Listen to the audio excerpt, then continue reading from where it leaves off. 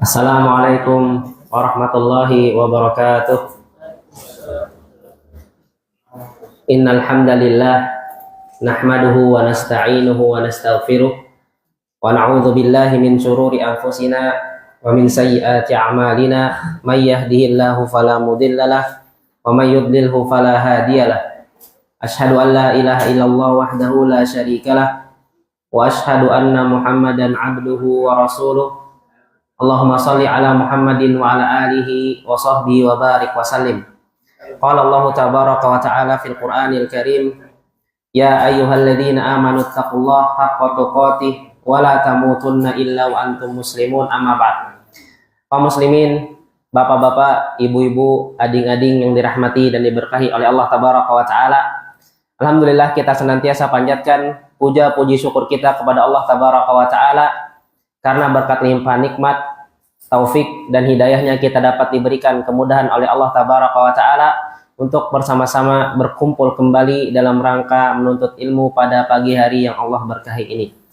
Salawat dan salam semoga senantiasa Allah curahkan, Allah berikan kepada sauri tauladan manusia, qudwah manusia, Nabi Muhammad sallallahu alaihi wasallam beserta para keluarga beliau, para sahabat serta orang-orang yang senantiasa berada di jalan beliau hingga akhir kiamat kelak. Allahumma inna nas'alukal huda wat tuqa wal afafa wal ghina. Ya Allah, kami meminta senantiasa kepadamu petunjuk, meminta kepadamu ketakwaan, meminta kepadamu senantiasa dijaga kehormatannya dan senantiasa diberikan kecukupan. Allahumma amin.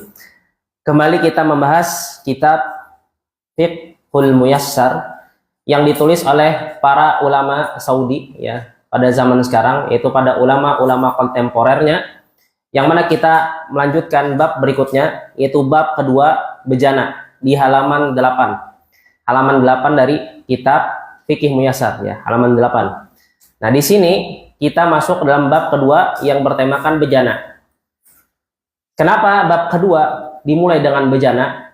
Atau apa hubungan antara bab pertama dan bab kedua? Yang mana bab pertama berbicara masalah hukum-hukum taharah dan air ya.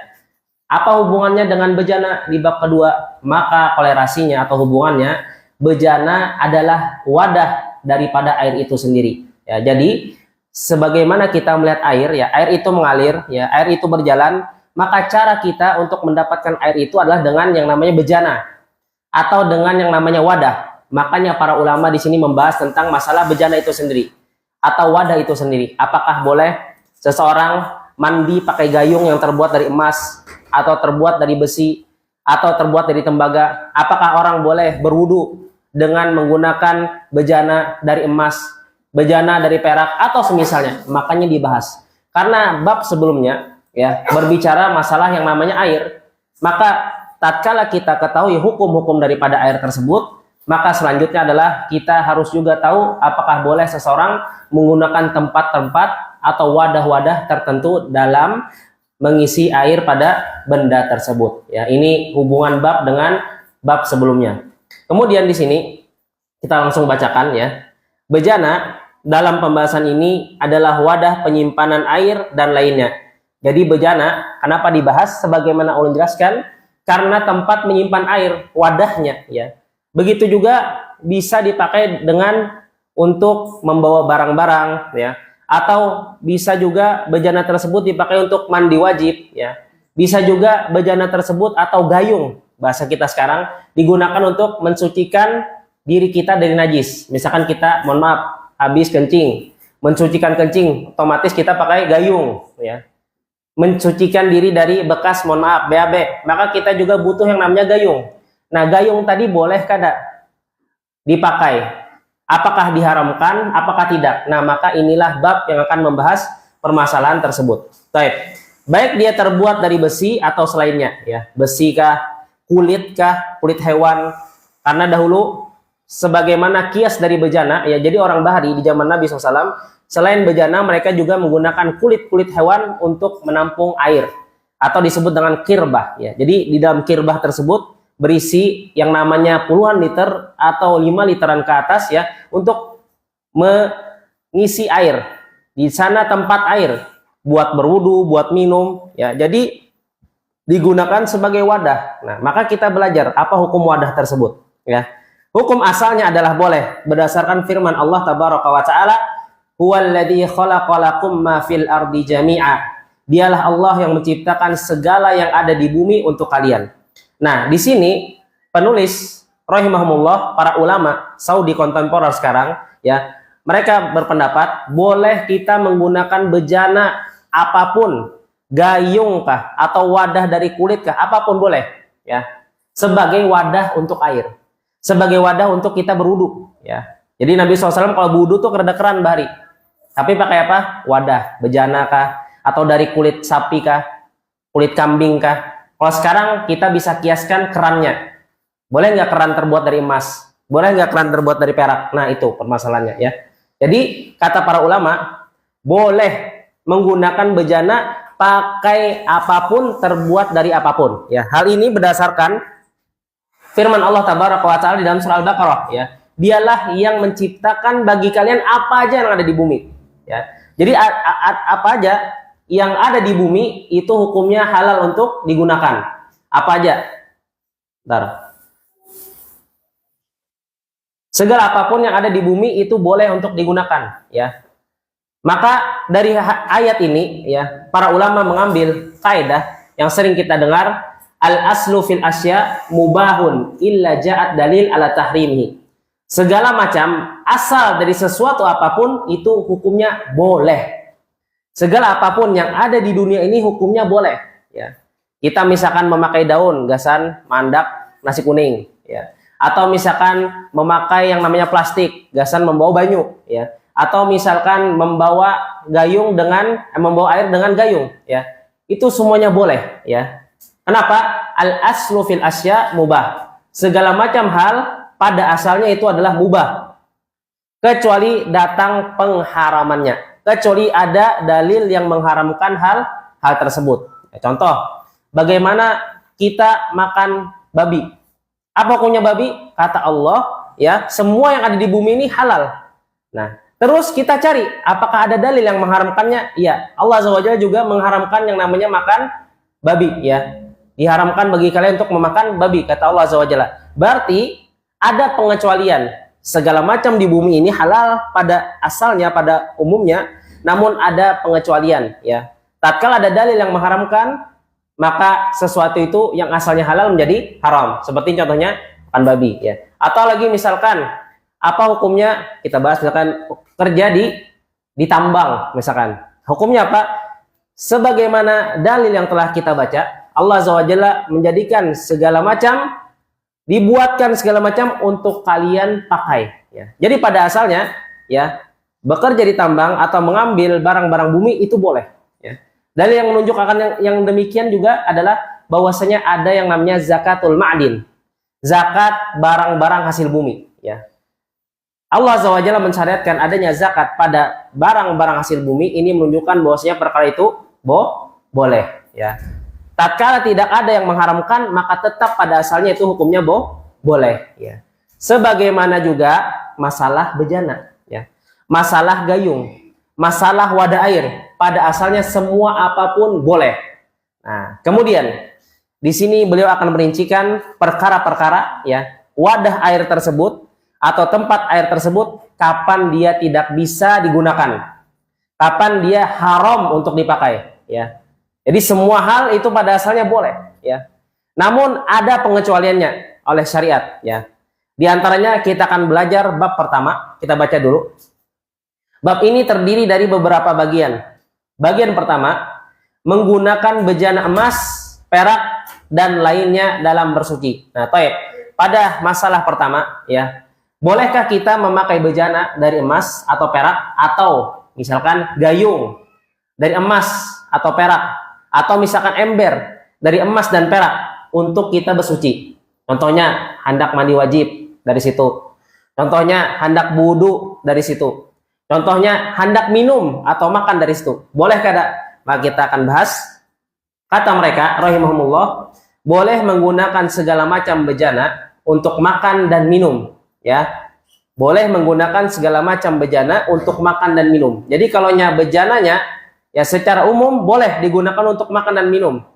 bahkan penggunaan lainnya. Contoh, misalkan ada bejana perak dipajang buat pajangan, atau bejana terbuat dari emas untuk disimpan, ya, sebagai investasi atau sebagai uang cadangan misalkan, ini boleh, ya. Jadi untuk apapun boleh digunakan, mau untuk pajangan, ya, mau untuk sebagai investasi, ya, atau misalkan untuk yang namanya bersuci. Biar misalkan berwudu pakai emas dan perak, ya, terbuat dari emas dan perak, ini boleh, ya. Kemudian selama suci lagi mubah, sekalipun ia mahal, ya, dia selagi dia dibolehkan dan dia barangnya mahal, misalkan harga daripada gayung emas tadi misalkan 1 M, masih boleh dipakai. Karena apa?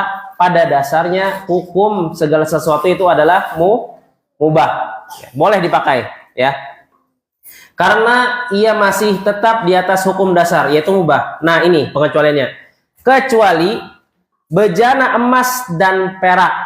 Nah, karena haram makan dan minum dengan menggunakan bejana emas dan perak. Jadi di sini yang dikecualikan adalah kita menggunakan emas dan perak, tempat dari emas dan perak dengan fungsi makan dan minum, ya. Jadi kalau makan dan minum, misalkan piring pian terbuat dari emas, atau piring pian, panci pian terbuat dari perak, atau misalkan wadah minum pian nih terbuat dari emas, ini yang haram hukumnya, kada boleh, ya. Adapun penggunaan dari selain daripada itu, misalkan ini tidak untuk diminum gelasnya, tapi gasan investasi, ya, atau gasan simpanan duit, atau misalkan gasan dipajang, ditempel di dinding-dinding rumah, boleh, ya. Namun kalau gelas ini atau piring misalkan dijadikan buat makan dan minum terbuat dari emas dan perak, ini yang haram, nggak boleh, haram hukumnya, ya. Karena haram makan dan minum dengan menggunakan bejana emas dan perak secara khusus, ya, tidak pada penggunaan lainnya, ya. Jadi ini akan ulun jelaskan sedikit, ya. Di sini kita membahas masalah, mohon maaf dok lah, hukum penggunaan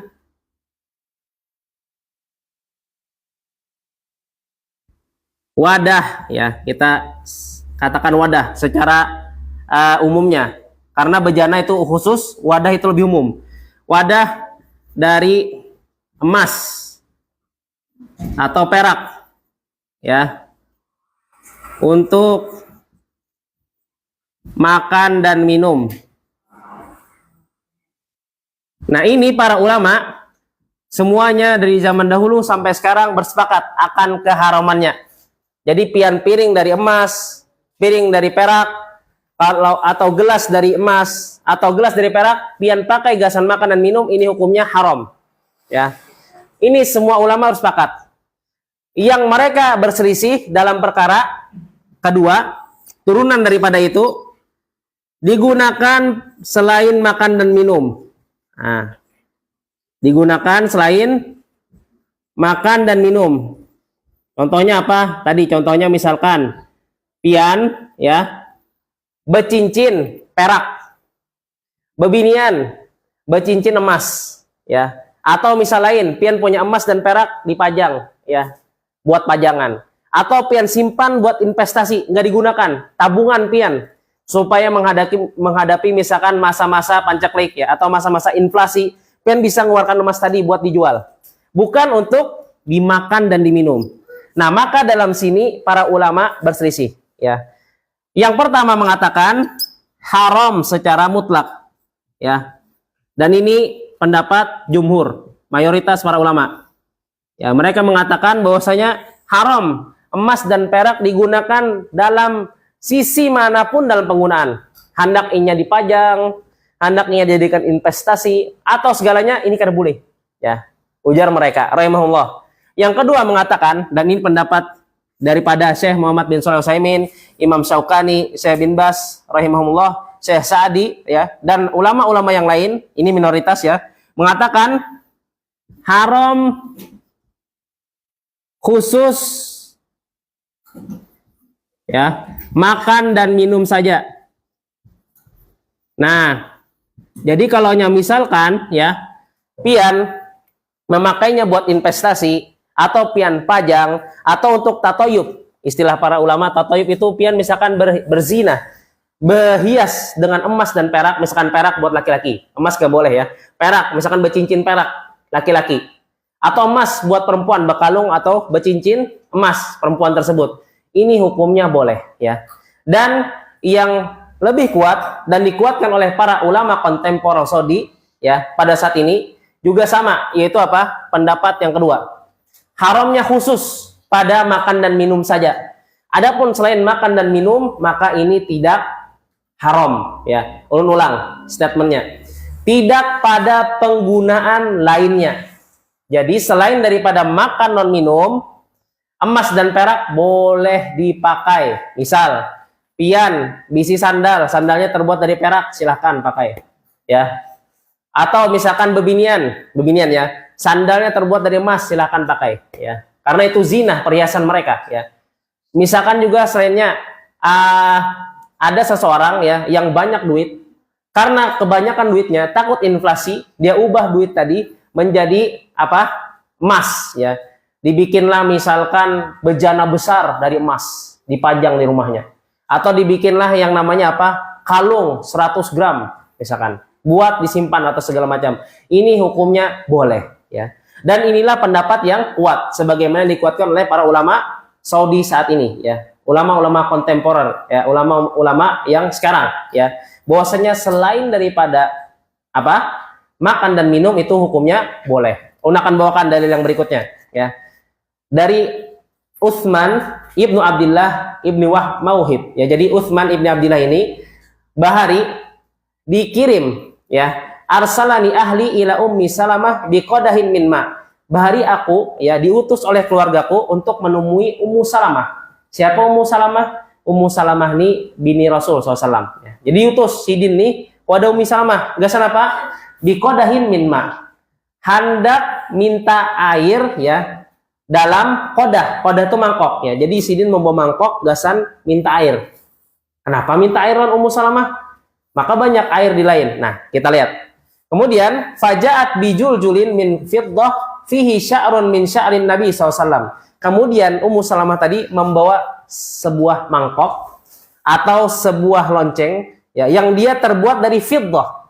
Terbuat dari apa? Perak. Ya. Di sana ada rambut daripada rambut Nabi SAW. Ya. Di sini Ummu Salamah menggunakan perak ya, sebagai apa? Sebagai alat lonceng ya, atau sebagai hiasan ya, bukan untuk apa? Dimakan atau diminum. Ini menunjukkan apa? Bahwasanya penggunaan emas dan perak selain daripada makan dan minum itu boleh. Kenapa? Ummu Salamah, orang terdekat Nabi SAW saja memakai hal tersebut, mengaplikasikan hal tersebut. Kita sambung ya.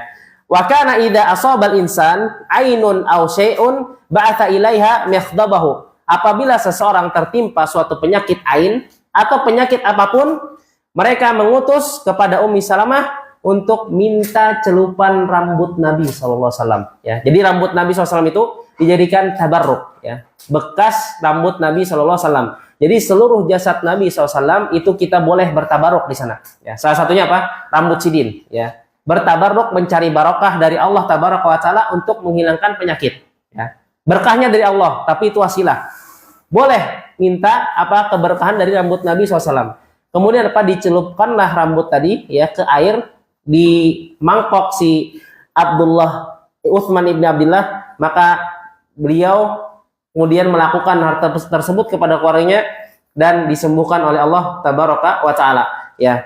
Nah, di sini di dalam hadis ini dalil bagi kita semua bahwasanya apa? Penggunaan perak selain dari makan dan minum boleh. Kedua, bertabarruk, mencari berkah dari jasad Nabi SAW itu boleh. Tapi kita harus tetap meyakini yang memberi berkah adalah Allah. Ya, jasad Nabi SAW adalah wasilah. Adapun jasad selain Nabi SAW tidak ada dalil yang menunjukkan akan adanya keberkahan berpindah dari tempat yang satu ke tempat yang lain. Jadi ini menunjukkan bahwasanya kuatnya argumen kedua. Emas dan perak dibolehkan dipakai ya apapun itu kecuali pada makan dan minum. Tapi kita akan bahas hadisnya. Mereka membawakan dalil dari Nabi SAW yang mana berbunyi di dalam Bukhari dan Muslim, la tashrabu fi aniyati dhahabi wal fiddah wa la ta'kulu fi sihafiha fa inna lahum fid dunya wa lakum fil akhirah. Janganlah kalian minum ya menggunakan bejana emas dan perak. Ini jelas ya, penggunaan emas dan perak untuk minum. Wala ta'kulu fi sihafiha. Jangan pula kalian makan menggunakan piring besar keduanya. Maksudnya dari emas dan perak. Ya. Kenapa di sini pakai piring besar? Berarti piring kecil bolehlah? Enggak. Karena kebiasaan Arab, ya mereka makan itu dengan piring besar. Satu keluarga dengan satu nampan. Yaitu kebiasaan mereka. Adat kebiasaan mereka. Jadi satu nampan itu untuk banyak orang makan ya. Nah, adapun yang lebih kecil daripada itu juga masuk dalam keumuman haram dari Nabi SAW. Keumuman haram akan penggunaan apa? Makan dan minum dari bejana emas dan perak. Ya, karena sesungguhnya bejana emas dan perak diperuntukkan bagi mereka orang-orang kafir di dunia dan diperuntukkan bagi kalian di akhirat. Nah, ini sebab atau hikmah kenapa kita dilarang makan dan minum dari bejana emas dan perak. Kenapa alasannya? Fa inna lahu fid dunya, itu untuk orang kafir di dunia. Ya, maka timbul pertanyaan, apakah boleh orang kafir ya menggunakan emas dan perak ya di dunia mereka? Maka jawabannya tetap sama seperti orang muslim, mereka diharamkan. Kenapa lafaz hadisnya seperti ini?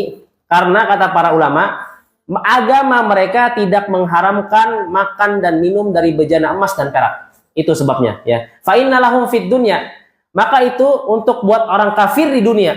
Ya, buat orang kafir di dunia. Apa? Maksudnya agama mereka tidak mengharamkan akan makan dan minum dari bejana emas dan perak. Ya, pada asalnya Allah mengharamkan, maka semua manusia haram memakai emas dan perak. Ya, haram dalam makan dan minum. Ya, karena agama mereka tidak melarang demikian, maka lahum fid dunya, untuk mereka di dunia, walakum fil akhirah, dan makanan dan bejana emas dan perak itu kita gunakan di akhirat. Jadi kesimpulannya dalam hadis ini, kenapa kita tidak boleh makan dan minum dari emas dan perak, bejana emas dan perak, yaitu at-tasyabbuh bil kuffar, menyerupai orang kafir. Ini nggak boleh ya.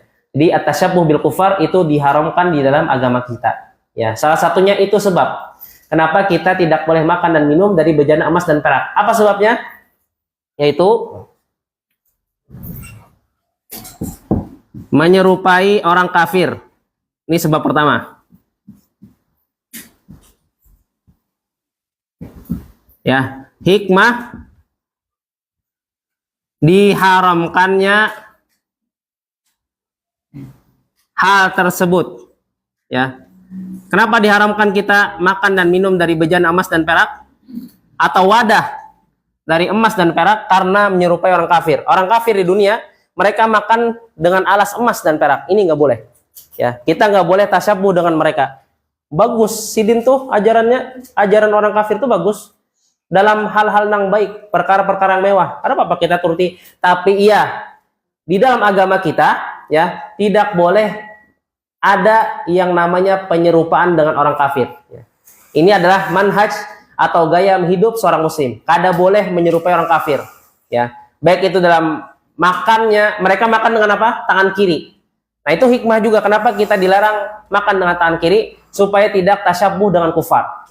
Ini juga ya, kenapa kita tidak boleh makan dan minum dari bejana emas dan perak? Karena itu lifestyle atau gaya hidupnya orang kufar. Ini yang pertama. Ya. Yang kedua, kenapa kita juga dilarang makan dan minum dari bejana emas dan perak, dari gelas emas dan perak, dari piring emas dan perak? Apa alasannya? Kita tidak akan bisa makan dan minum nanti di surga dengan emas dan perak. Ya. Jadi penduduk surga di antara cirinya mereka makan dan minum dengan bejana emas dan perak. Ya, akan membacakan hadisnya.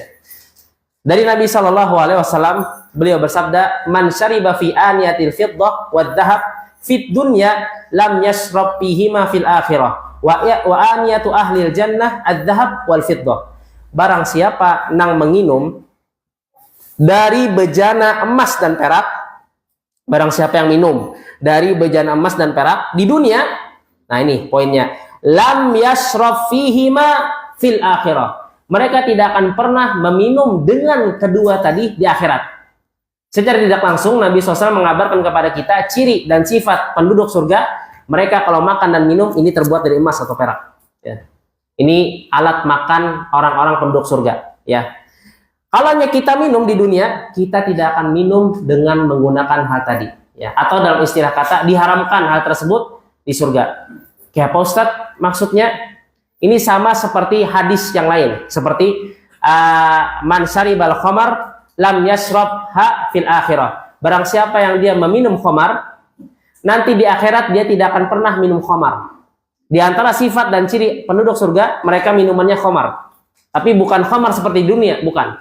Di antara juga ciri sifat penduduk surga, pakaiannya sutra, ya. Man labisal harir lam yalbashu fil akhirah. Barang siapa yang dia memakai harir, yaitu pakaian sutra buat laki-laki ya. Di dunia lam yalbashu fil akhirat. Allah tidak akan memakaikan baju tersebut di akhiratnya. Ya, apa maksudnya? Nah, di sini akan menjelaskan ya. Sebagaimana penjelasan oleh Imam Ibnu Hajar Al-Asqalani di dalam kitab Fathul Bari, naqalan an kalam Ibni Abdul Bar. Membawakan statement atau pernyataan Imam Abdul Bar. Kata beliau, ya, maksudnya kayak apa? Kada minum di akhirat. Maksudnya kayak apa? Kada makan dengan bejana emas dan perak di akhirat, ya. Tsumma la yasra fiha khamaran wa la tashtahiha nafsuha wa in alima biwujudiha fiha, ya. Jadi orang yang minum khamar, ya, di dunia dia tidak akan minum khamar nanti di surga, ya. Tidak ada rasa keinginan untuk minum khamar tersebut. Allah hilangkan rasa, ya, untuk minum khamar atau minum makai sutra atau memakan makanan dari bejana emas dan perak di surga, ya. Allah hilangkan keinginan tersebut.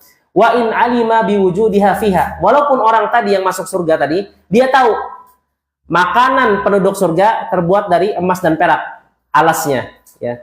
Pakaian penduduk surga laki-lakinya itu sutra, ya. Kemudian minumannya adalah khamar, ya. Tidak ada di dalam dirinya keinginan untuk mencicipi atau merasakan hal demikian. Allah hilangkan, ya. Ini maksud daripada perkataan Imam Ibnu Hajar Al-Asqalani. Jadi kada ingin hal tersebut. Nah, dikuatkan lagi ya oleh Imam Qadhi Iyad. Beliau mengatakan huwa naqsu na'imin binisbati ila man huwa atammu na'iman minhu, ya. Orang yang dihilangkan nikmat minum khamar, dihilangkan nikmat memakai bejana emas dan perak, dihilangkan nikmat memakai pakaian surga, memakai pakaian sutra di akhirat, itu menunjukkan naqsu na'im. Nikmatnya Allah kurangi dibandingkan penduduk surga yang lain. Dalam arti kata, ini nikmatnya kurang dari penduduk surga yang lainnya. Penduduk surga yang lainnya misalkan nikmatnya lengkap. Dia bisa minum khamar, dia bisa makan dan minum dari bejana emas dan perak, dia bisa memakai pakaian sutra. Sedangkan yang sudah memakainya di dunia, ini Allah hilangkan. Allah kada bikin dia ingin melakukan hal demikian. Kama takhtalifu darajatuhum. Sebagaimana penduduk surga itu bertingkat-tingkat. Jadi nikmatnya dikurangi. Ada yang tingkatannya tinggi, dia bisa mencicipi khamar, dia bisa memakan dari alas emas dan perak, dia bisa memakai pakaian sutra. Kenapa? Derajatnya lebih tinggi, ya. Ada juga yang dia derajatnya lebih rendah. Karena apa? Di dunia inya ketujuh memakai kain sutra, lakian. Kemudian inya di dunia pernah minum khamar, ya. Tidak bertobat di sana. Kemudian apa? Dia makan dan minum dari bejana emas dan perak. Nanti di akhirat Allah hilangkan nikmat tersebut bagi orang-orang tadi. Nah, ini maksudnya. Paham ya? Jadi Allah hilangkan nikmat tersebut di akhirat, ya. Maksudnya apa? Dia tidak memakai hal tersebut di akhirat. Maksudnya adalah orang tadi tidak akan menggunakan ciri-ciri khusus penduduk surga di surga nanti, ya. Adapun yang dia tidak memakan makanan atau tidak meminum minuman dari bejana emas dan perak, nanti dia akan merasakannya di surga, ya. Dan ini adalah nikmat atau ciri khas daripada penduduk surga. Kita di dunia ini stumat, anak bekoyo kah atau anak betampe kan orang minuman terbuat gelas terbuat daripada emas, gelas terbuat daripada perak, betampai orang sugih segala macam, ya. Minum dari situ, iya setumat aja di dunia, paling bantar 100 tahun, munyainya juga masih hidup, ya. Kalau di akhirat selawasan pian bisa makan dan minum dari bejana emas dan perak. pian bisa memakai pakaian sutra, pian bisa minum khamar nanti di akhirat, ya. Kenapa? Karena di dunia kadang menggawi hal yang tadi. Maka sebab kedua atau hikmah kedua, kenapa dilarang? Tidak bisa merasakan nikmat tersebut di akhirat. Nah, ini intinya. Nikmat tersebut di surga. Nah, jadi pilihan pian dan para ulama ini mengharamkan. Kenapa? Karena salah satu sebabnya adalah menghilangkan nikmat di surga. Yang mana nikmat tersebut berkepanjangan, bukan cuma 100 tahun, 1000 tahun, tapi selamanya. Jadi kalau pian melakukan hal-hal yang telah diharamkan di dunia, ya, maka nikmat tadi akan hilang di surga. Ya, ini sebab kenapa hal tersebut dilarang. Apakah setiap muslim harus mengetahui sebab kenapa dilarang, kenapa diharamkan? Maka jawabannya tidak. Ya, seorang muslim itu sami'na wa ta'na, ya, tunduk dan patuh atas perintah Allah. Ya, misalkan Allah mengharamkan babi, kenapa diharamkan? Aduh, saya banyak takun kenapa diharamkan, ya. Kalau ada sebabnya, alhamdulillah, sebagaimana yang dijelaskan di dalam hadis, ya. Kenapa kita diharamkan makan dan minum dari bejana emas dan perak? Ini alasannya, ya. Kalau kasus yang lain ada yang Allah tidak sebutkan hikmahnya, tidak Allah sebutkan sebabnya, apakah kita harus menunggu sebab tersebut? Apakah kita harus menunggu hikmah tersebut? Maka jawabannya tidak, ya. Apabila kita dilarang, maka sami'na wa ta'na, kita taati dan patuh. Apabila kita diperintah, maka sami'na wa ta'na, kita harus taat dan patuh. Itulah manhaj, metode lifestyle seorang muslim atau gaya hidupnya para sahabat terdahulu. Ya, contohnya, tatkala Nabi Muhammad SAW, ya, sholat di suatu hari, ya, beliau menggunakan sandal, ya. Jadi di Masjid Nabawi itu bahari lantainya tuh tanah, ya. Romlu, ya, penuh dengan butiran-butiran batu kerikil, ya. Sholat di sana. Jadi kebiasaan para sahabat, mereka sholat itu pakai sendal dalam Masjid Nabawi waktu zaman bahari. Nah, ketika itu Nabi SAW itu menginjak yang namanya ada atau qadar, tai, ya, di sendal beliau. Kemudian Jibril alaihissalam langsung turun, ya, mengabarkan bahwasanya ada di sendal pian ya Rasul SAW yang namanya najis, ya. Maka pada saat itu Nabi SAW melepaskan sandalnya, ya, misalkan kayak gini, dilepaskan Nabi sandalnya. Kemudian para makmum, sahabat melihat apa yang dilakukan Nabi SAW melepas sandal, mereka juga melepas sandal, ya. Mereka juga melepas sandal, dilepas sandal oleh mereka. Kemudian pas tuntung daripada sholat, jar Nabi, kenapa pian memacul sandal? Kata sahabat, kami mengikutimu wahai Rasul Sallallahu Alaihi Wasallam, ya. Nggak ada di sana bertakon, kenapa dipacul sandal?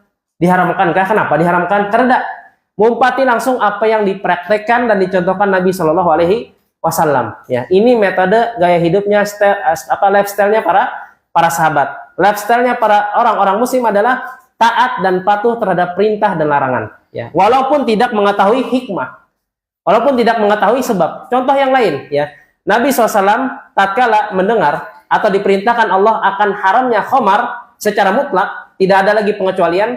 Apa yang dilakukan para sahabat? Langsung menumpahkan khamar-khamar mereka di Madinah. Seakan-akan jalan-jalan di Madinah, kata para sahabat, dibanjiri dengan air. Ya, saking banyaknya khamar para sahabat. Jadi pengharaman khamar di zaman Nabi SAW itu bertahap. Tatkala sudah mutlak, nggak boleh, nggak ada yang namanya pengecualian khamar, semuanya numpahin khamar. Nggak ada bertakun kenapa diharamkan secara mutlak? Karena ya, apa hikmahnya? Karena kenapa babi haram dimakan? Apa hikmahnya? Kenapa cacing pita kah? Atau banyak kotoran? Nggak ada, ya. Karena ini diperintah oleh Allah. Sudah cukup, ya. Kalau Allah memerintahkan, kalau Nabi memerintahkan, jangan Nabi makan, minum dari bejana emas dan perak, udah selesai. Kalau ada bonusnya, sebabnya, maka alhamdulillah. Sebagaimana telah kita jelaskan. Ya, ini adalah sebab dilarang kenapa kita tidak boleh makan dan minum dari bejana emas dan perak. Intinya, ya, seorang muslim kalau ada perintah dan ada larangan, ada usaha betakun hikmah. Ya, hikmah ada di rumah. Tolong saya sebab, ya. Jangan betakun sebab kenapa dilarang, kenapa diperintah, jangan. Yang penting kita gawi. Ya, tapi ini adalah segelintir hikmah atau sebab kenapa dilarangnya makan dan minum dari bejana emas dan perak. Ya, membacakan lagi dari dalil kedua, ya. Dan sabda Nabi Muhammad SAW di halaman 9, ya. Alladzi yashrabu fi aniyatil fiddah innama yujarjiru fi batnihi nar jahannam. orang yang minum menggunakan bejana perak, sejatinya ia hanya menggelagakkan ini maksudnya adalah menggurakakan, ya, menggurakkan api neraka jahanam dalam perutnya. Ya, barang siapa yang dia minum dari bejana perak, ya, nanti di akhirat dia akan menggurakakan parutnya, ya, lawan api neraka jahanam. Ya, ini sebab kenapa diharamkan. Ya, jadi jelas bahwasanya makan dan minum dari emas dan perak itu hukumnya haram. Ya, adapun penggunaan daripada selain itu maka hukumnya boleh. Ya, misalkan pian nih plastiknya dari emas, gasan membawa misalkan apa ya, membawa wadai, ya, bukan tempatnya. Ya, misalkan juga untuk membawa apa barang-barang belian, plastiknya dari emas, boleh ke Ustaz? Boleh. Ya, selagi tidak dipakai buat makan dan minum maka hukumnya boleh. Baik, kita akan baca lagi setelahnya, ya, di bawahnya, atau pelajaran yang dapat kita ambil dari hadis. Ya, ini secara tidak langsung para ulama, ya, rahimahumullah, hafidhahumullah, para ulama kontemporer, ya, ulama Saudi, ya, mengambil pelajaran dari hadis di atas. Kita pelajari. Hadis ini adalah dalil yang menetapkan pengharaman makan dan minum dengan menggunakan bejana emas dan perak, bukan pada penggunaan lainnya. Ya, jadi ini pelajarannya. Ya, hukumnya apa diambil dari kedua hadis tadi? Ya, hukumnya pada boleh makan dan minum dari emas dan perak, dari bejana emas dan perak. Sehingga hadis ini menunjukkan bolehnya menggunakan keduanya dalam toharoh. Nah, ini hubungannya dengan bab sebelumnya. Bolehlah Ustadz memakai gasan wudhu terbuat dari emas atau perak, gelas nina, gasan wudhu dituangkan, gasan wudhu dari emas dan perak, atau keran. Nah, keran, misalkan kerannya tuh dari emas dan perak, bolehlah. Jawabannya boleh. Ya. Kenapa boleh? Tidak digunakan untuk apa? Nah, tidak digunakan untuk makan dan minum. Pertanyaan yang lain, misalkan Sidin, siapa nama pian Pak? Hah? Juliansa, Pak Juliansa misalkan. Batas, tasnya terbuat dari perak, bolehlah. Boleh Pak, boleh. Karena tidak digunakan untuk apa? Makan dan minum. Bahkan Nabi SAW apa? Bercincin dengan cincin perak. Ya. Bagi laki-laki boleh bercincin. Dan ini termasuk daripada sunnah, boleh. Ya, bercincinnya cincin perak. Ya, boleh dipakai. Ya, adapun selain daripada adapun makan dan minum, inilah yang haram. Baik. Pelajaran berikutnya dari hadis yang di luar dari hadis ini, di luar dari penjelasan ini, bisa tambahkan. Ya. Makan dan minum dari bejana emas dan perak termasuk daripada dosa besar. Ya. Makan dan minum dari bejana emas dan perak, misalkan piringnya dari emas, gelasnya dari perak, ini hukumnya dosa besar. Sama sepertinya bezina, mohon maaf. Sama sepertinya main judi, sama aja. Sama seperti dia berbuat kejahatan, sama seperti dia menipu. Nah, ini nih, minum aja padahal. Minum terbuat dari emas atau perak, dikinumnya. Ini sama inya seperti orang yang berzina. Kenapa? Dosanya dosa besar. Kenapa Ustaz dosa besar? Ya, karena di sana ada wa'id, ya. Ada ancaman keras dari Allah Azza wa Jalla dan Nabi Muhammad SAW akan penggunaan hal tersebut. Apa wa'idnya? Pertama, dia tidak akan bisa makan dan minum dari bejana terbuat dari emas dan perak di surga. Kedua, nanti di hari kiamat akan digurakakan di parutnya neraka jahanam. Ya, ini sebabnya kenapa hal tersebut dikatakan dosa besar. Kemudian selanjutnya, pelajaran yang dapat kita ambil dari hadis tersebut. Bentar.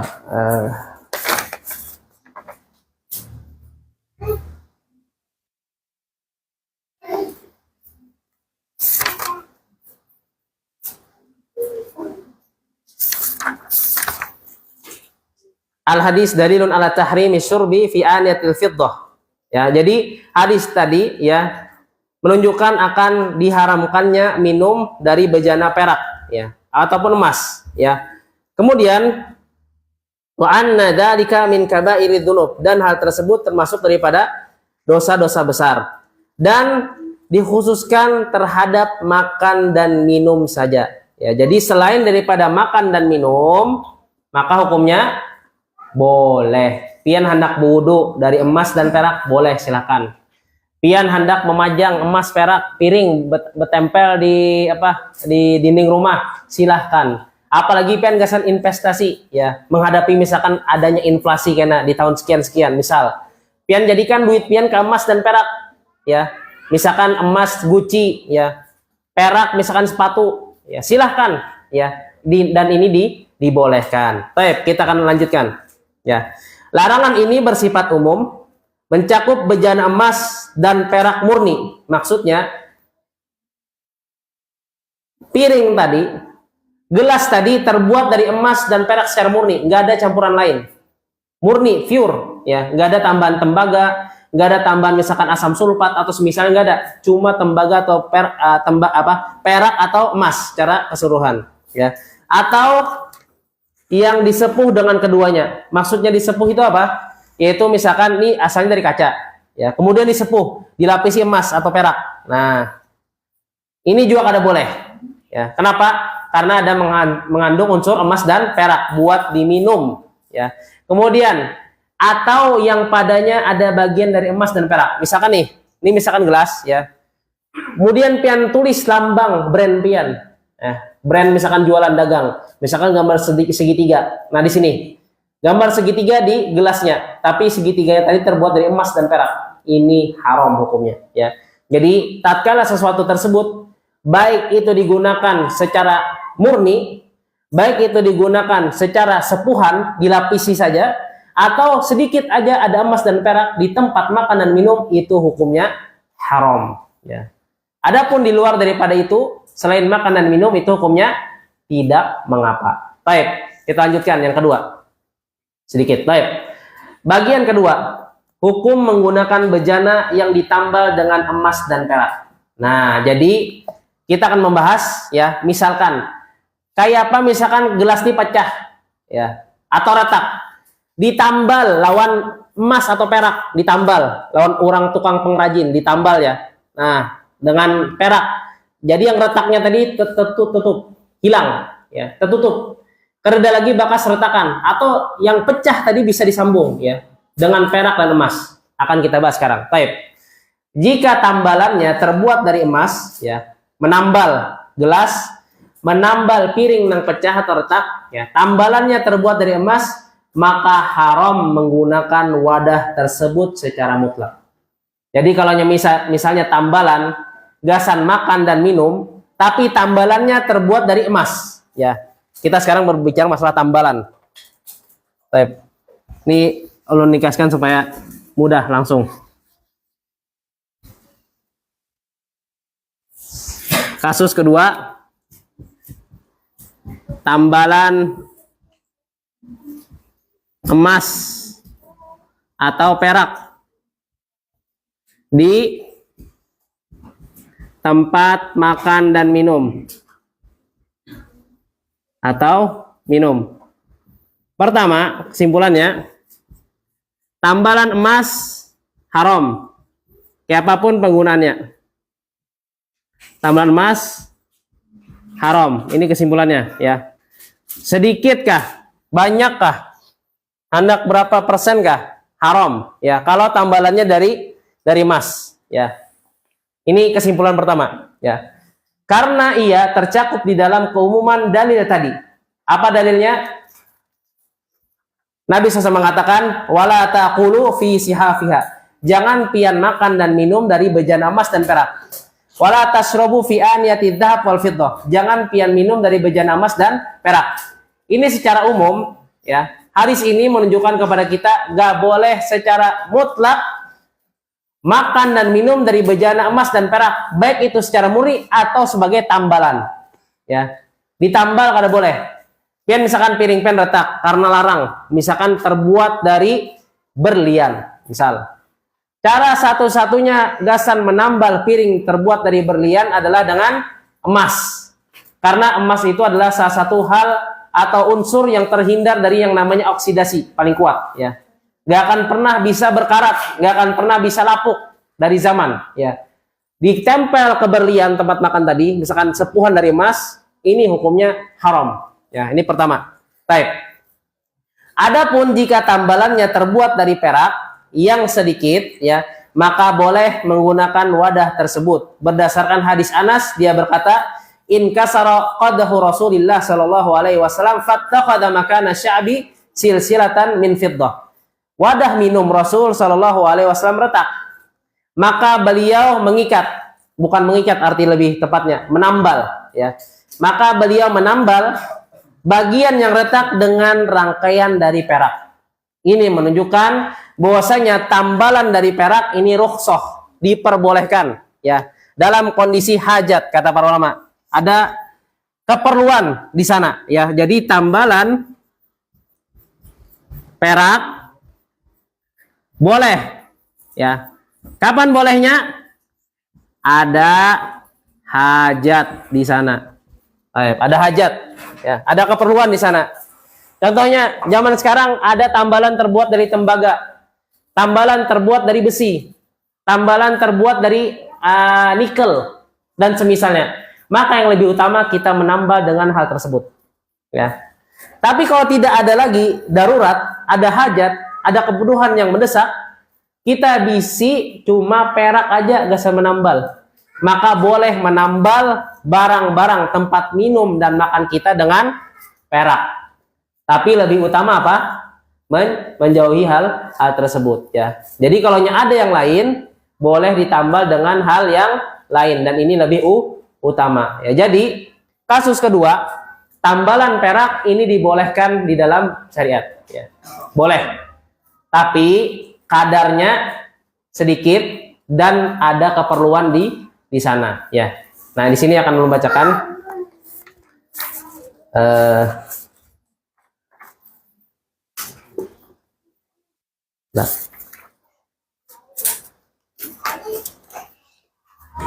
nah, kata para ulama, al hadis dalilun ala jawazi islahil ina al munkasir bisilsilatin minal fiddah indal hajah ila dzalik. Hadis menunjukkan bahwasanya bolehnya kita memakai, ya, bejana yang pecah dengan tambalan perak ketika ada hajah di sana. Jadi kalau ada keperluan, ya, hendak menambal di sana, karena barang lain gasan menambal kecuali perak, ini boleh. Dan ini termasuk daripada rukhsah. Contoh juga rukhsah di dalam syariat. Lakian boleh memakai sutra dengan catatan inya garing atau sakit gatal-gatal atau sakit kusta, ya, sebagaimana yang dijelaskan di dalam hadis bahwasanya Utsman dan salah seorang sahabat ingin pergi ke Gaza. Di Gaza itu sudah ada zaman bahari, ya, itu tempat perdagangan, ya. Ingin pergi ke Gaza. Kemudian si Utsman yani radhiyallahu anhu ini, ya, radhiyallahu anhu, beliau minta izin, ya, lawan Nabi sallallahu alaihi wasallam, ya, hendak memakai sutra, ya, karena sutra itu adalah bahan yang lembut, ya, yang memudahkan seseorang untuk tidak gatal-gatal, ya. Intinya dia bahan yang baik untuk kulit, ya. Kemudian Nabi SAW rakhasa fi dzalik. Nabi SAW memperbolehkan hal tersebut. Kapan?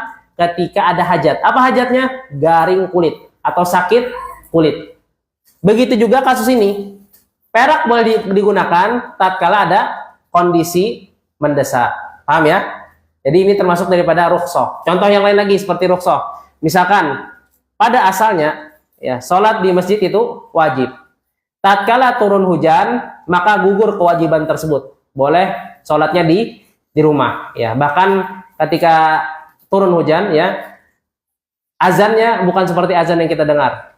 Shollu fi rihalikum. Sholatlah kalian di rumah-rumah kalian. Shollu fi rihalikum. Salatlah kalian di rumah-rumah kalian. Allahu Akbar, la ilaha illallah. Itu yang warid, yang datang dari Nabi SAW. Namun sunnah ini ditinggalkan oleh masyarakat. Jadi ini adalah rukhsah yang dibolehkan oleh syariat. Jadi antaranya apa?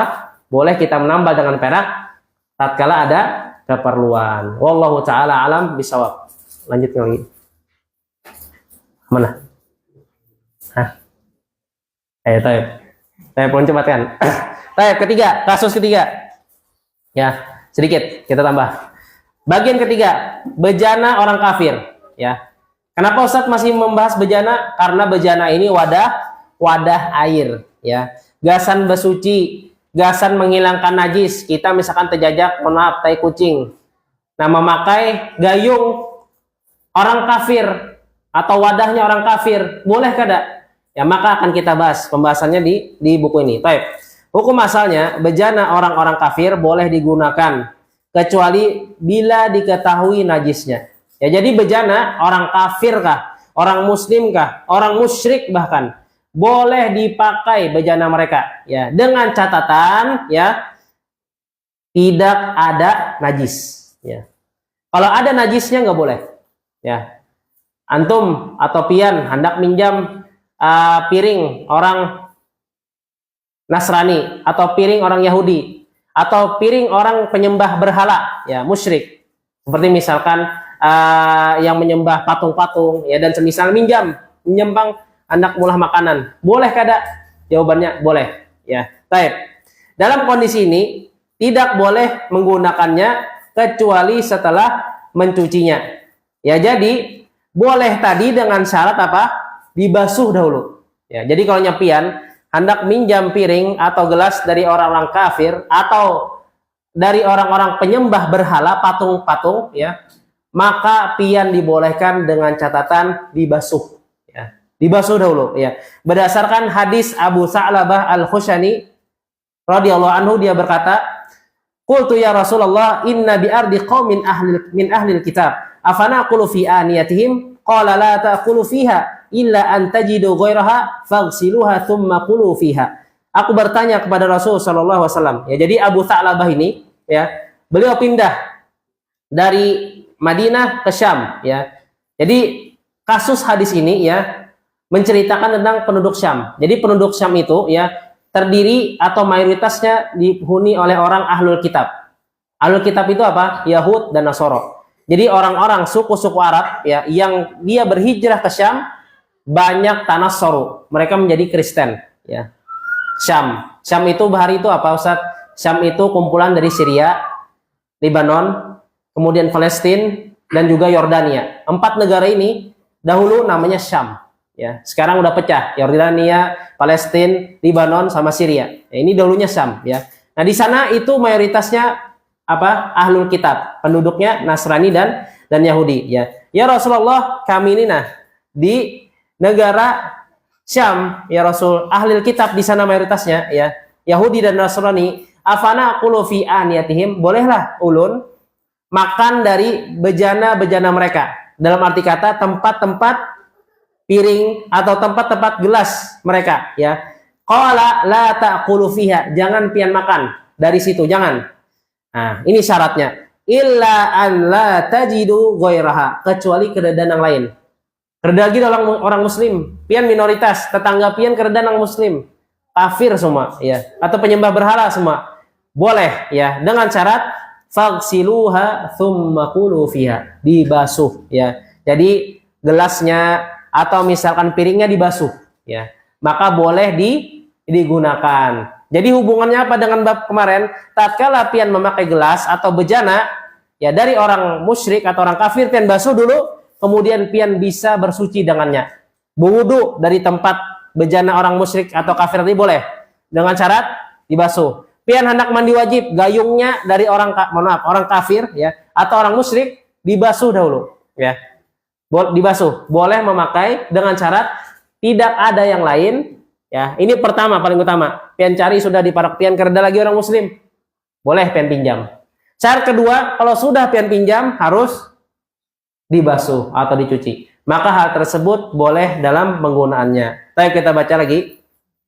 Jika najisnya tidak diketahui, yaitu pemiliknya tidak dikenal, bersinggungan dengan benda-benda najis, ya, misalkan inya ada ketujuh babi, ada ketujuh minum khamar, inya kada suah memasak babi atau meminum khamar dari gelas atau bejana tadi, ya, maka, ya, hal tersebut boleh karena kita yakin orang tadi tidak bersinggungan dengan najis, ya, maka boleh menggunakannya. Nah, boleh karena diriwayatkan secara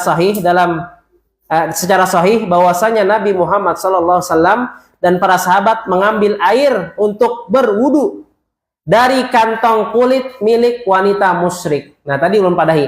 Jadi kenapa dibahas bejana? Ya, karena kita belajar tentang wadah gasan berwudu. Wadah air gasan kita mencucikan diri dari junub. ya. Makanya dibahas di sini. Boleh kada? Misalkan kita minjam gayung orang musyrik. Misal ya. Boleh kada kita minjam ember dari orang kafir? Nah, ini masalahnya, taib. Selain itu, Allah menghalalkan makanan ahli kitab untuk kita, dan kadang mereka menyuguhkan kepada kita dengan nampan-nampan mereka. Sebagaimana seorang hamba saya Yahudi mengundang Nabi Muhammad SAW, dan dia menyuguhkan roti, gandum, dan lemak yang telah berubah baunya, lalu beliau makan sebagian darinya. Ya, yang membolehkan juga ya, bahwasanya kita boleh memakai bejana orang musyrik dan kafir. Nabi SAW kalau dibari orang Yahud, kalau dibari orang musyrik, ya makanan beliau terima. Ya, selagi makanan itu halal. Ini menunjukkan bahwasanya apa? Bahwasanya boleh kita menggunakan piring-piring lawan gelas-gelas yang berasal dari orang kafir dan orang musyrik. Ya, baik. Nah, di sini selesailah pembahasan kita masalah yang namanya bejana. Mungkin bab keempat atau bagian keempat dilanjutkan oleh Ustadz berikutnya. Semoga yang ulun sampaikan bermanfaat dan juga berguna untuk kita semua amalkan. Ada yang tanyakan? Silakan. Ada yang mau bertanya? Baik. Kalau tidak ada, siap. Bagaimana menentukan yang tadi tentang hukum apa yang mengatakan haram? Ulama Saudi sekarang mengatakan haram, tapi ada khusus untuk makan minum. Nih. Bagaimana menentukan ulama? Nah, baik. Jadi kalau kita memandang khilaf para ulama, ya, mereka mengatakan haram secara mutlak bejana emas dan perak. Ya, yang satu lagi pendapat mereka rahimahullah, semoga Allah rahmati mereka seberataan, ya, haram khusus untuk makan dan minum. Maka sebagai seorang muslim kita lihat dalil yang mana lebih kuat, hujah yang mana lebih mendekati kebenaran, yang dia mendekati dengan ajaran Islam, ya. Maka yang lebih dekat dengan ajaran Islam sesuai dengan pandangan ilmu dan pandangan dalil adalah pendapat kedua. Kenapa? Pertama, laki-laki boleh bertakhattum, boleh dia bercincin perak, dan ini dilakukan Nabi SAW. Kedua, perempuan juga boleh memakai emas dalam bentuk apapun, baik dia dicincin atau misalkan dibonelkan atau semisal, boleh. Ya. Kemudian yang ketiga yaitu apa? Ada hadis dari Ummu Salamah tadi, bahwasanya Ummu Salamah menggunakan ya lonceng terbuat dari perak atau tempat wadah dari perak yang di sana ada rambut daripada rambut Nabi SAW. Untuk apa?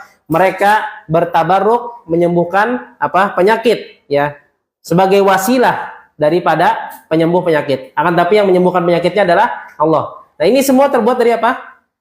Perak, ya, terbuat dari emas. Ya, maka ini menunjukkan bolehnya pemakaian selain makan dan minum. Dan ini menguatkan pendapat yang kedua. Nah, kalau kita melihat masalah khilaf, ya, kalau khilaf juga aja, pian jangan bermudah-mudahan dan khilaf. Cari dalil atau pendapat terkuat yang dia mendekati kebenaran, yang dia lebih kuat hujahnya, maka itulah yang dipakai. Seperti itu, Pak. Jadi kita menggunakan yang B, ya. Walaupun jumhur, kecuali ijma. Beda. Kalau ijma itu seluruh mayoritas ulama bersepakat. Contohnya kayak apa? Tadi tentang haramnya emas dan perak untuk makan dan minum, itu semua ijma. Gak ada berselisih. Nah, kalau ada pendapat yang lain, ini pendapatnya ditolak. Karena kalau udah ijma, kata Nabi SAW, la tajtami'u ummati ala dhalalah. Umatku tidaklah bersepakat, tidaklah berkumpul dalam kesesatan. Ya, itu dalilnya. Jadi kalau sudah ijma, ya, itu insya Allah pasti benar. Ya. Beda kalau khilaf, masih khilaf. Berarti yang satu dipandang boleh, yang satu dipandang tidak. Maka kita cari pendapat yang lebih kuat dengan dalil, lebih kuat dengan pemahaman para sahabat. Ya. Maka yang lebih kuat, Allah Taala alam wal ilmu indallah, ya, pendapat B. Ya. Jadi haramnya untuk makan dan minum aja. Kalau pian misalkan nih, ini misalkan pohon, ya, pian alas pohonnya ini, potnya ini terbuat dari emas. Pian anak di rumah berapa, Pak? Tapi kalau ini digunakan gasan minum, pian cabut, Bismillah aja. Nah, haram. Jadi haram. Paham, Pak? Ayo, ada lagi, silakan, Pak. Kalau perbedaan antara jumhur sama ijma, Nggih. apakah mungkin masuk jumhur itu artinya tetap ada perbedaan pendapat di antara ulama salaf. Di situ misalnya yang 6 itu misalnya menyatakan haram, yang 5 menyatakan Boleh. gitu. Iya. Apakah semacam itu yang dimaksud jumhur? Jumhur itu artinya mayoritas, kebanyakan para ulama. Ini misalkan nih, pian nih, ulama seberatan. Mayoritas dari pian mengatakan emas dan perak tidak boleh digunakan dalam berbagai macam sisi. Segini. Nih segini. Ini namanya jumhur. Sedangkan sebagian ulama segini aja. Ya, segini. Mengatakan apa? Tidak boleh memakai emas dan perak dalam makan dan minum saja. Kalau ada masalah demikian, ya, masalah demikian, kita cari dalil mereka yang kuat. Dalil mereka yang lebih bisa dihujahkan, ya, bisa diambil, ya. Berbeda kalau misalkan seberatan ulama nih, dari zaman dahulu sampai zaman sekarang semuanya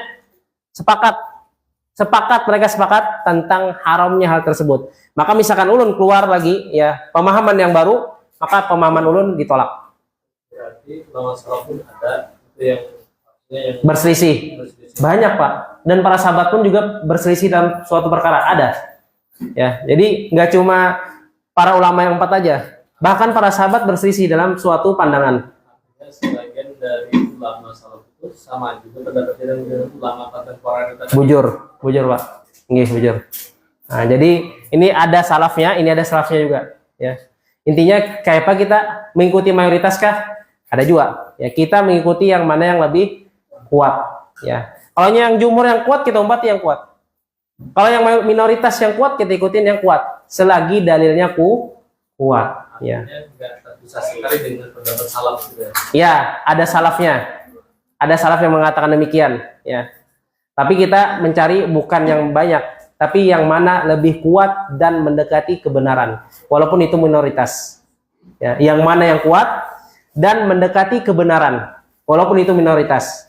Ya, jangan mengambil pendapat jumhur aja. Keluar madhab hanyar, namanya jumhuriyah. Madhab Syafi'i, madhab Maliki, madhab Abu Hanafi, madhab Hambali, sebutnya madhab jumhuriyah. Jangan, ya. Kita mengambil pendapat yang lebih kuat kepada kebenaran. Para ulama mereka memiliki ijtihad masing-masing, dan para mereka juga manusia, bisa salah bisa benar. Begitu juga ulun, bisa salah bisa benar. Jangan makanya kita bertaklid lawan salah satu ulama, tapi bertaklid lawan Nabi SAW. Kenapa? Cari dalil yang paling kuat mendekati kebenaran. Itu yang kita pakai. Walaupun jumhur mengatakan demikian, walau misalkan dokter-dokter mengatakan demikian, ada beberapa orang, segelintir orang memandang demikian, dan hujah mereka lebih kuat, kita pakai hujah mereka. Bukan hujah para dokter. Nah, Lanjutkan lagi ya, berarti berbeda terkait dengan misalnya fatwa-fatwa terkait dengan musik. Ya. Nah, bujur pian. Pendapat Nah, masya Allah, jazakallah khairan. Semoga Allah balas kebaikan pian. Sama seperti apa? Kasus musik juga. Ada yang memuliakan, seret. Ada yang kada memuliakan. Kayak apa sikap kita? Aku 4 yang memuliakan aja, nyaman aja tuh. Ada ulamanya, jangan kayak itu. Ya, kalau kita ada kemampuan, ya, untuk menelaah, telaah. Oh, ini dalilnya yang mengharamkan. Oh, ini dalilnya yang memuliakan. Oh, yang kuat ini menurut hati ulun dan juga penjelasan para ustadz-ustadz, ini yang haram nih. Haram berarti, maka itu yang diikuti. Jangan kita menggunakan manhaj mudah-mudahan, jangan. Ya. Karena setiap kita akan berhujjah di sisi Allah, ya. Wa an ilmihi fi ma amila bih. Nanti di hari kiamat ditanya Allah tentang ilmunya untuk apa dilakukan. Biar nih mengamalkan sholat. Misalkan sebelum sholat, masuk sholat menggunakan takbiratul ihram. Kenapa pian takbiratul ihram? Nanti Allah tanya. Kenapa pian memilih kada makan dan minum dari emas dan perak? Ditanya sama Allah. Makanya kita berhujjah. Ya, ada hujahnya. Ya, ada dalil yang kita pegang. Ya, ya Allah, menurut sepengetahuan ulun, ya, di dunia ulun mengamalkan ini, dan ini yang lebih kuat dari ulun. Ya. Jadi an ilmihi fima amila bih. Jadi nanti ditanya tentang ilmunya untuk apa diamalkan. Termasuk kenapa 4 musik membolehkan, ulama ini membolehkan ini. Ternyata itu cuma hawa nafsu saja, ya. supaya ingin membenarkan yang namanya musik. Namun dia tidak menelaah secara lebih dalam yang mana lebih kuat kepada kebenaran. Seperti itu Pak. Allah Ta'ala alam. Dan ini sangat banyak ya kasus demikian. Tugas kita kalau kada mampu membedakan yang lebih kuat, maka taklid kepada seorang ustadz yang dia pendapatnya kuat kepada kebenaran dan hati kita tenang ya akan pendapat tersebut, tidak bergejolak ya. Nah, kalau tenang sudah dan pendapat tersebut, insya Allah itu pendapat yang kuat, insya Allah Ta'ala. Baik. Ya, paham Pak? Nah, jadi khilaf tuh banyak Pak. Pada sebutin gua Pak, banyak sekali. Namun tugas kita jangan taklid. Taklid ke madhab Syafi'i, madhab Hanafi, madhab Hambali jangan. Tapi taklid dengan yang paling dekat dengan praktek Nabi Muhammad SAW. Seperti itu. Wallahu ta'ala alam bisawab. 6. Ada lagi? Silakan.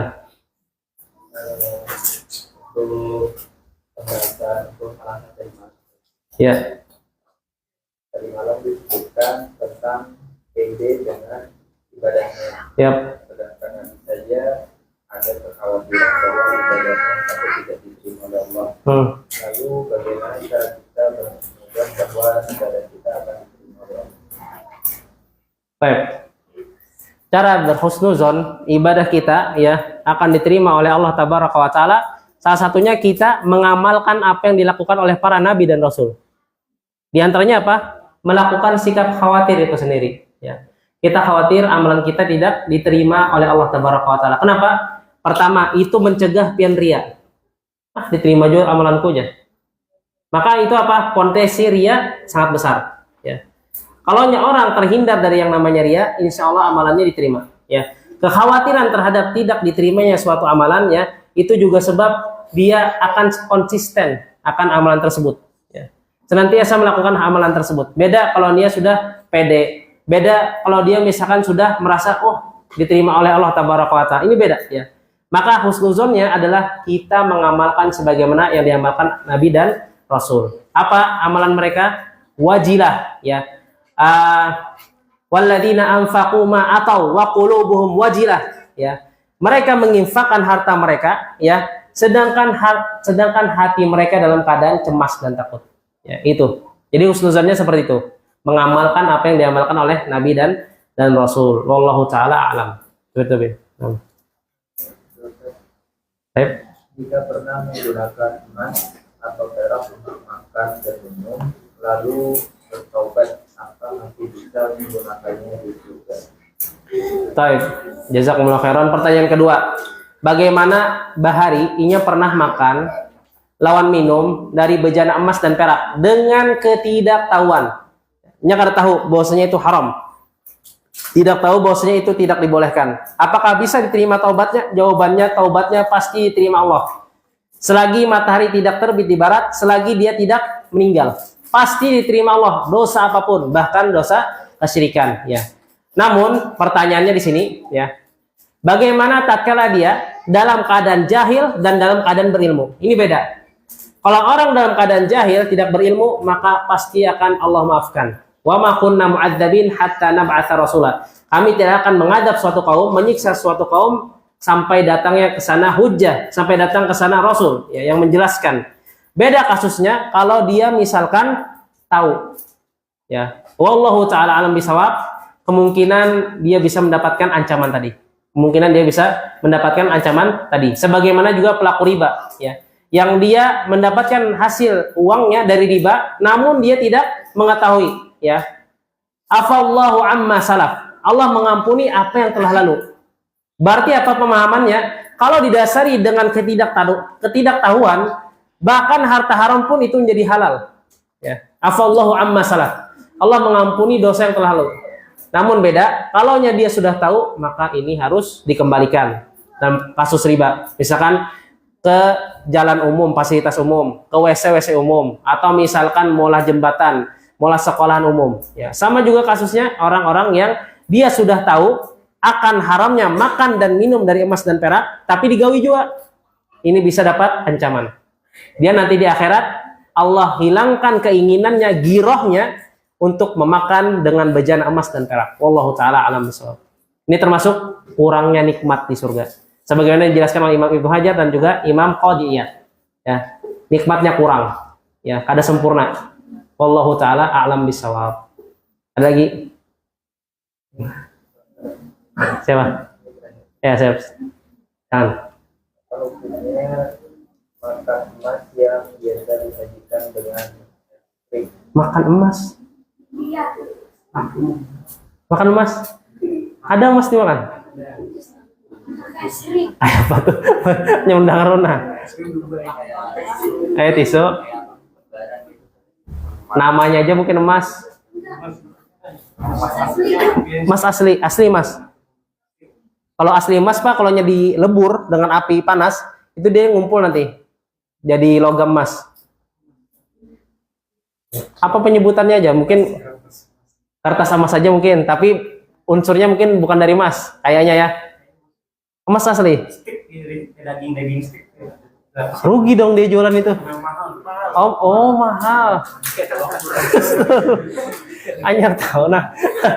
Emas dimakan lah. Allah Akbar. Lain. Wallahu a'lam bishawab ya. Untuk sekarang pemandangan ulun ya, pemahaman ulun ya akan hal tersebut diharamkan. Kenapa diharamkan? Alasnya aja, tempatnya aja diharamkan. Apalagi makanannya. Wallahu taala alam. Nih, tempatnya, alasnya aja diharamkan oleh Allah dan Rasulnya. Apalagi makan emas tersebut. Ya, ini sepemahaman ulun. Ya, sebagai orang yang lemah ilmu, mungkin bisa lihat lagi ke ustadz-ustadz yang lain. Ya, mungkin ulun salah. Ini ulun hanya tahu lah emas pada dimakan. Kan ulun cari mang di YouTube. Ada lagi segitu Pak, seperti itu Bil. Nah. Jadi intinya haram. Kenapa haram? Pakai dalil akli ya. Kayak Pak, nang tempatnya, wadahnya aja haram, apalagi gasan dimakan. Wallahu taala alam bisawab. Mungkin ini yang bisa ulun sampaikan. Salah dan khilaf ulun minta maaf, minta halal, minta ridho akan ucapan ulun atau perbuatan ulun yang menyinggung buantian ya. Nas'alullah azza wa jalla an yamunna lana taufiq wal amal shalih wal ilman nafi bima yurdihi tabaraka wa ta'ala. Kita senantiasa meminta kepada Allah untuk dimudahkan, diberikan taufik, diberikan amal yang diterima dan juga diberikan ilmu-ilmu yang bermanfaat yang Allah cintai dan ridhoi. Assalamualaikum warahmatullahi wabarakatuh.